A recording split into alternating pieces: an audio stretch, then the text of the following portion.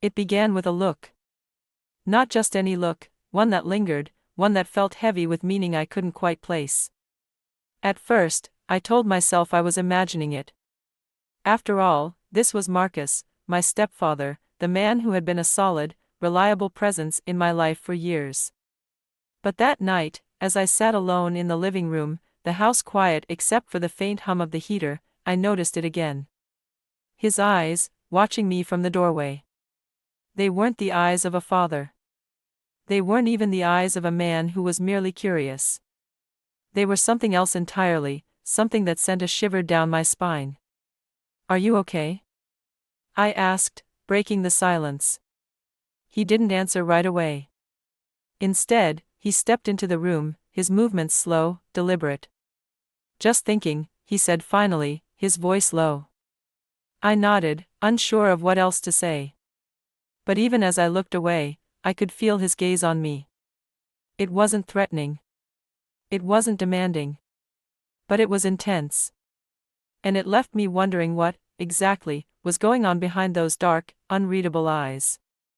The first time I realized something had shifted was the night my mother stormed out of the house.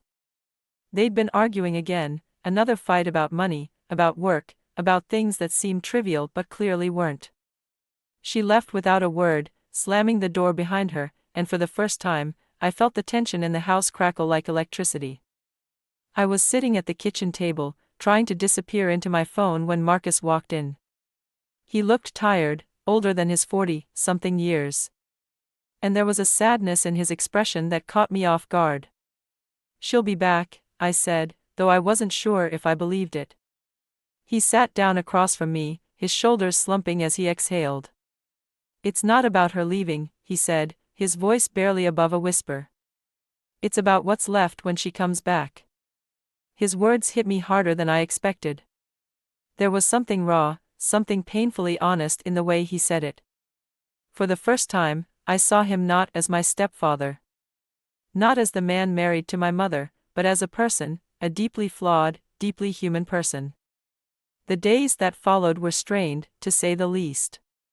My mother returned, but it was clear the distance between them was growing.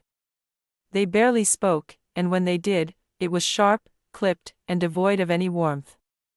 And then there was Marcus.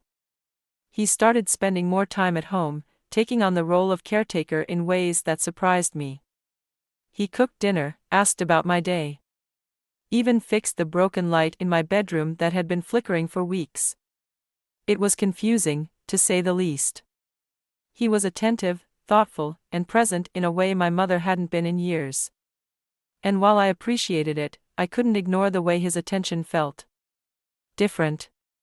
One night, after another tense dinner filled with silence, he knocked on my door. "Can I come in?" he asked, his voice gentle. I hesitated before nodding. "Sure." He stepped inside, closing the door behind him. For a moment, neither of us spoke.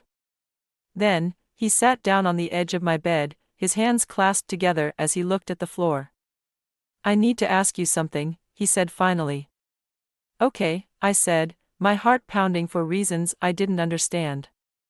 "Do you think I'm a bad husband?" His question caught me off guard. I didn't know how to respond. "I don't think it's my place to say," I said carefully. He looked up at me then, his eyes filled with something I couldn't quite name. "Maybe it is," he said softly. "You see things. You know more than you let on." The conversation stayed with me long after he left. There was something in his tone, in the way he looked at me, that felt loaded with unspoken meaning. The next morning, I found myself watching him more closely. The way he moved, the way he spoke, the way he smiled, it all felt different now, like there was a layer of intimacy that hadn't been there before. And then, one evening, as we stood in the kitchen cleaning up after dinner, he said something that stopped me in my tracks. "You remind me of her," he said, his voice quiet. "Of who?" I asked, though I already knew the answer.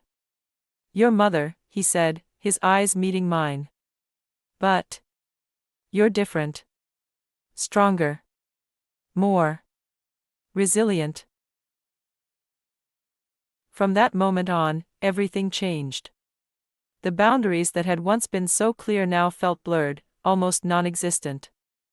There was a tension between us, unspoken but undeniable, and it grew stronger with each passing day.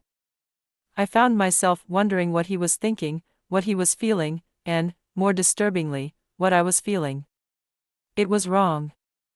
I knew it was wrong. But that didn't make it any less real.